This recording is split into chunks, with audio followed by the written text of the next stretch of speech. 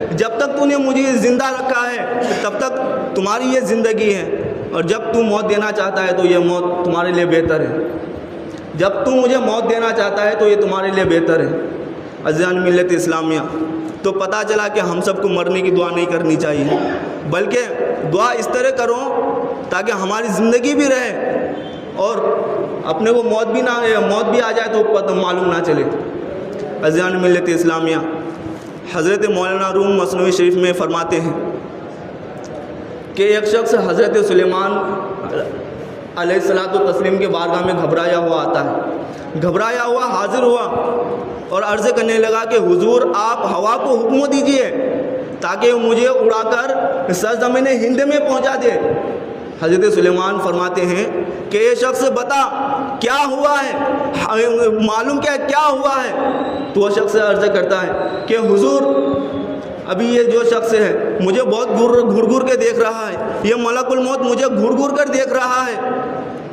آپ جلدی سے ہوا کو حکم دیجئے تاکہ وہ مجھے سرزمین ہند میں پہنچا دے۔ جب حضرت سلیمان علیہ الصلوۃ والتسلیم ہوا کو حکم دیتے ہی جب ہوا کو حکم ہوتا ہے کہ جاؤ تم اس شخص کو اڑا کر سرزمین ہند میں چھوڑ کر آؤ، تو ہوا فوراً ان کا حکم مانتی ہی سرزمین ہند میں اس شخص کو چھوڑ کر آتا ہے۔ جب ملک الموت حضرت سلیمان کی بارگاہ میں حاضر ہوتا ہے تو حضرت سلیمان علیہ الصلوۃ والتسلیم فرماتے ہیں کہ ملک الموت تم یہ بتاؤ کہ تم اس شخص کو گھور گھور کر کیوں دیکھ رہے تھے؟ ملک الموت عرض کرتا ہے کہ حضور میں اس شخص کو اس لیے دیکھ رہا تھا کیونکہ اللہ تبارک و تعالیٰ کا فرمان حق تھا کہ میں اس شخص کی روح سرزمین ہند میں قبض کروں، لیکن میں حیران و پریشان تھا کہ اللہ تبارک و تعالیٰ کا جب حکم ہوا ہے کہ اس شخص کی روح سرزمین ہند میں قبض کروں تو یہ شخص یہاں پر کر کیا رہا ہے، کیا کر رہا ہے؟ اس لیے میں حیران و پریشان تھا اور اس شخص کو گھور گھور کر دیکھ رہا تھا، لیکن اس شخص سے آتے ہی آپ کے پاس تمنا ظاہر کر دی اور سرزمین ہند جانے کا فیصلہ کر لیا، سرزمین ہند جانے کا فیصلہ کر لیا۔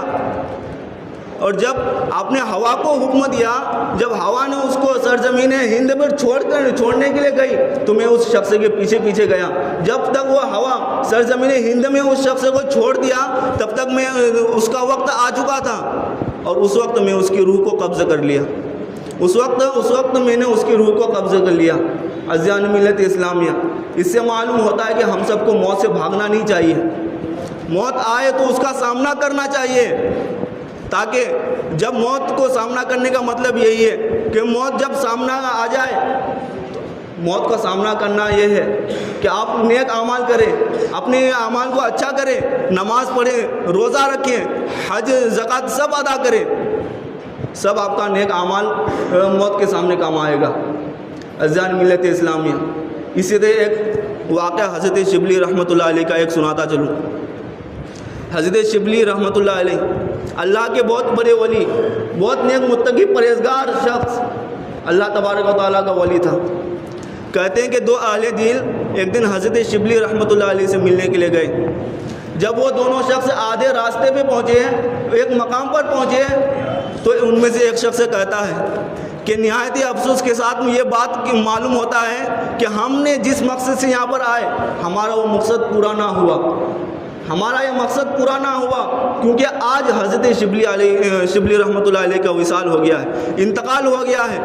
تو دوسرا شخص کہتا ہے کہ تمہیں اس بات کا یعنی تمہیں وفات کا کہ علم کیسے ہوا؟ تو وہ شخص کہتا ہے کہ میں نے دو بلیوں سے گفتگو کرتے ہوئے